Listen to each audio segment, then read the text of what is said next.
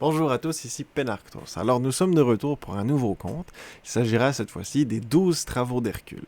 Ce conte-ci sera cette fois-ci dans le monde grec, mais aura quand même un lien avec le dernier conte que nous avons raconté dans les régions nordiques, car un des personnages qui s'y trouve est très apparenté à celui de Brumilda.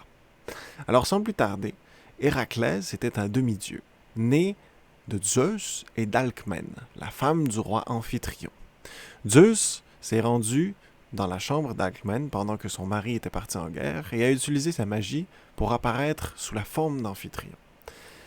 Évidemment, sans passer sur tout le récit de la naissance de Hercule, qui pourra être l'occasion d'un conte à part entière, son nom, Héraclès, signifie à la gloire d'Héra, pour se faire pardonner à la femme de Zeus d'être née, à cause évidemment des adultères de Zeus. Beaucoup plus tard dans sa vie, Héraclès va être rendu fou par Héra, qui ne pardonne jamais à son mari de l'avoir trompé, et qui va toujours persécuter Héraclès toute sa vie. L'ayant rendu fou, le pauvre Héraclès tue ses propres enfants. Et lorsqu'il se réveille, bien qu'il veuille immédiatement se suicider, un de ses amis, Thésée, un autre héros, réussit à l'en empêcher et à le convaincre d'à la place chercher pardon. Héraclès se met donc au service d'Eurysthée, un roi d'Argos. Alors, Eurysthée lui dit, si tu veux obtenir ton pardon, tu devras réaliser 12 travaux. Ces 12 travaux sont tous plus grands les uns que les autres. Mais Héraclès se dit, je mourrai soit à la tâche, ou je serai pardonné. Alors il se lance dans le premier travaux, qui était d'aller dans la région de Némée et de régler le problème du lion qui s'y trouve, le lion de Némée. Un lion gigantesque qui terrorisait les gens de la région, tuait à la fois les troupeaux et les personnes, et dont les soldats de la région de Némée avaient tenté de le tuer à plusieurs reprises, mais disaient qu'il était invincible. Évidemment, Héraclès se doutait que ce n'était pas vrai. Alors, il fonce là-bas armé de son arc et de son épée. Il commence par essayer de tirer sur le lion de Némée après l'avoir déniché dans sa grotte. Mais les flèches rebondissent effectivement sur la peau trop dure du lion. Héraclès réalise alors que le lion de Némée est un adversaire de taille. Il change de tactique et essaie de décapiter le lion avec son épée. Mais encore une fois, l'épée rebondit sur la peau trop dure du lion. Le lion plaque Hercule au sol. Hercule prend de ses propres mains les pattes, les tasse, et puis étreint le lion. Le serre si fort qu'il finit par l'étrangler, à un point tel que sa peau impénétrable ne change plus rien parce qu'Hercule lui broie les os. Une fois fait, Hercule va ouvrir le lion de Némée, retirer sa peau et s'en faire son premier habit emblématique, qui est à la fois une armure de fourrure, puisque la peau du lion de Némée reste impénétrable depuis l'extérieur. Une fois cela fait, il retourne voir Eurysthée et lui dit « Quel sera ton second travaux ?» Ce à quoi Eurysthée lui répond « Tu devras me tuer l'hydre de Lerne. » Alors Lerne était terrorisé elle aussi par une autre créature, cette fois-ci une hydre. Une hydre ressemble à un dragon ou à un gigantesque lézard à 7 têtes. Lorsqu'Hercule y arrive, il apporte une épée en se disant qu'il va couper chacune des têtes. Mais lorsqu'il coupe la première tête, il réalise deux choses. D'une part, le sang de l'hydre tombe sur sa peau et commence à le brûler. Il réalise que le sang de l'hydre est empoisonné.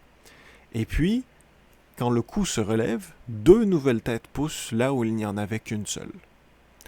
Alors Hercule réalise que s'il se met à couper les têtes, il se retrouvera avec un adversaire plus grand. Ici, deux versions coexistent. Dans l'une, Hercule prend une torche et se met à brûler les coups après avoir coupé les têtes pour les empêcher de repousser. Et lors d'une autre, Hercule affronte les 8 nouvelles têtes et finit par percer le cœur de l'hydre pour pouvoir la tuer. Qu'importe la version que nous choisissons, Hercule parvient à triompher de l'hydre de Lerne et se sert ensuite de son sang pour recouvrir la pointe de ses flèches, ayant ainsi des nouvelles flèches empoisonnées. Il retourne voir Eurysthée qui lui dit « Maintenant, tu dois capturer le sanglier d'Érymanthe. » Héraclès se rend donc dans la région d'Érymanthe pour capturer le sanglier géant qui terrorise la région. Il le poursuit jour et nuit jusqu'au sommet d'une montagne, et parce qu'il ne réussit jamais à attraper le sanglier, qui navigue entre les arbres, malgré le fait que celui-ci soit géant, il finit par creuser un trou, le recouvrir de quelques branches et de neige. Alors il continue à pourchasser le sanglier jusqu'à ce que celui-ci tombe au fond du trou et s'assomme. Hercule saute donc dans le trou et attache le sanglier et le monte sur son dos. Le sanglier est si énorme que Hercule paraît tout petit en dessous de lui, mais il parvient à le tenir et à le maîtriser. Il l'apporte voir Eurysthée, et Eurysthée est terrifié à la vue de la bête, alors il demande à Hercule de l'abattre immédiatement. À partir des défenses du sanglier d'Érimante, beaucoup d'œuvres d'art seront faites par la suite. Maintenant, Eurysthée demande à Hercule pour son 4e travail de vaincre à la course la biche de Cérynie. Cette biche est enchantée par Artémis, la déesse de la chasse, et elle est censée motiver les chasseurs en étant une biche impossible à attraper, même à tuer à l'arc. Hercule va courir après la biche à travers toute la Grèce pendant des jours et des jours, si bien que la biche, qui doit absolument halter comme un chien pour se refroidir, finit par presque mourir de chaleur, et elle s'arrête à ce moment-là de courir. Hercule l'attrape donc, et maintenant qu'il l'a vaincue, veut presque la chasser et la tuer. Mais Artémis descend et le prévient que si il terrasse sa biche, Artémis le tuerait. Héraclès n'est pas convaincu qu'il le pourrait, mais décide de laisser la biche en vie quand même. Alors, il revient et Artémis informe effectivement Eurysthée que Hercule a vaincu la biche de Cérynie à la course. Alors, Eurysthée lui dit, pour ton 5e travail, tu devras abattre les oiseaux du lac Stymphale. Alors, les oiseaux du lac Stymphale avaient 2 caractéristiques très particulières. Déjà, ils terrorisaient la région à cause de leurs serres et becs d'airain.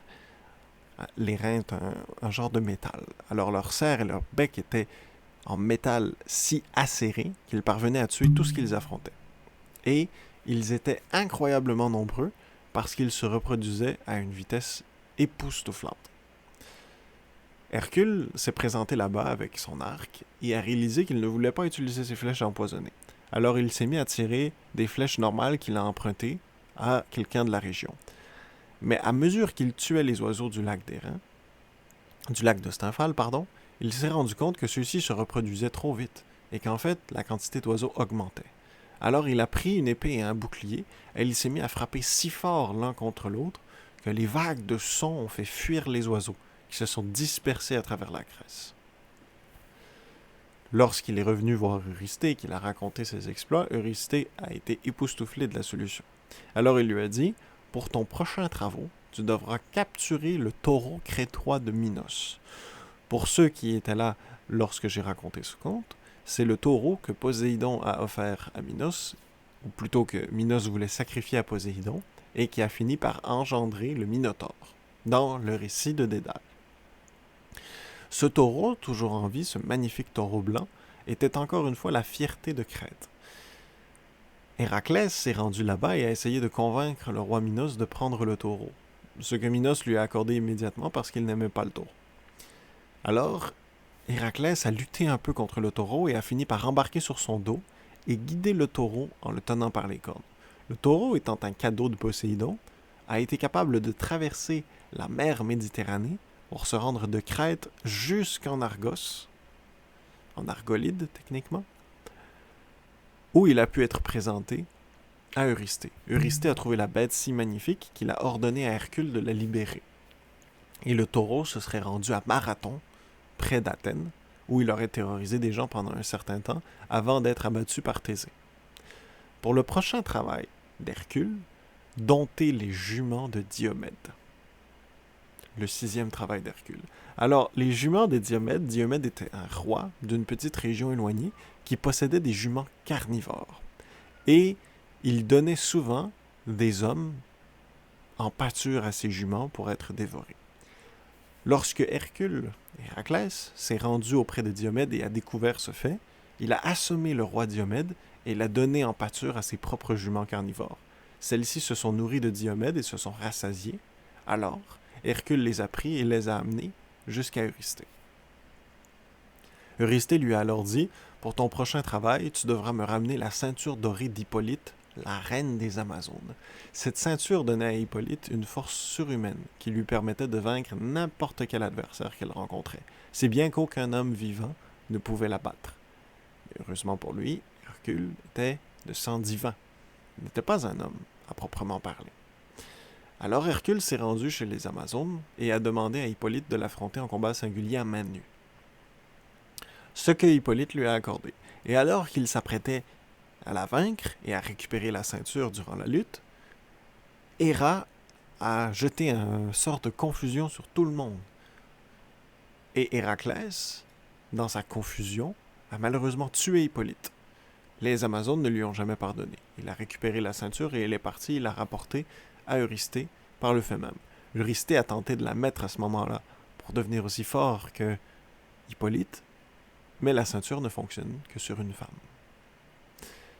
Pour le prochain travaux, frustré, il lui a alors dit « Tu devras nettoyer les écuries d'Augias. » Alors les écuries d'Augias étaient célèbres à travers la Grèce pour ne pas avoir été nettoyées depuis 30 ans et contenir 3000 bœufs. Elles étaient si sales, crasses et pleines d'excréments qu'il était même impossible d'entrer dans les écuries. Voyant l'impossibilité de la tâche de nettoyer ces écuries en une journée comme cela lui était demandé, Héraclès a décidé qu'il allait utiliser les éléments autour de lui. Il y avait 2 fleuves qui passaient par là. Il a donc construit aussi rapidement que possible en prenant sa vitesse et sa force surhumaine pour faire 2 barrages qui ont redirigé les eaux du fleuve sur l'écurie. Alors il a forcé les portes à s'ouvrir et a laissé le fleuve nettoyer les écuries. Après quoi il a détruit ces barrages et laissé le soleil sécher les écuries. En une seule journée, les écuries étaient nettoyées. Il est revenu voir Eurysthée qui lui a dit « Maintenant tu devras voler les bœufs de Guérillon. » Guérillon était un immense géant triple, un géant à 3 têtes et 6 bras. Héraclès s'est approché de la région où Guérillon avait ses bœufs. Guérillon l'a vu et s'est équipé de ses 3 boucliers, de ses 3 géantes lances et de ses 3 immenses casques et a foncé pour affronter Hercule. Héraclès, cependant, savait qu'il n'était peut-être pas de taille pour affronter le géant Guérillon. Alors, il a pris son arc et une flèche empoisonnée du sang de l'hydre de Lerne et lui a tiré dessus. Le sang a fait effet et Guérillon est tombé mort. Hercule a donc récupéré les bœufs et est revenu voir Eurysthée, qui lui a dit « Maintenant, tu dois me voler des pommes d'or provenant du jardin des Hespérides. » Hercule savait pertinemment qu'il ne pourrait pas se rendre au jardin des Hespérides puisque celle-ci n'était pas sur Terre, mais dans l'Olympe. Alors, il est allé au détroit de Gibraltar, là où Atlas tenait la voûte céleste sur son dos, et lui a dit « J'aimerais que tu te rendes au jardin des Hespérides pour récupérer des pommes d'or pour moi. 3 pommes d'or. » Atlas lui a dit « Pas de problème, mais tu devras tenir la voûte céleste en mon absence. » Hercule est donc monté sur les 2 piliers d'Hercule qui portent son nom, et s'est installé et a maintenu la voûte céleste avec sa force divine pendant qu'Atlas est monté en Olympe, chercher les pommes et revenu. Heureusement parce qu'Héra, sachant le nouveau travaux d'Hercule, avait placé un dragon à 100 têtes qui attendait Hercule devant le jardin.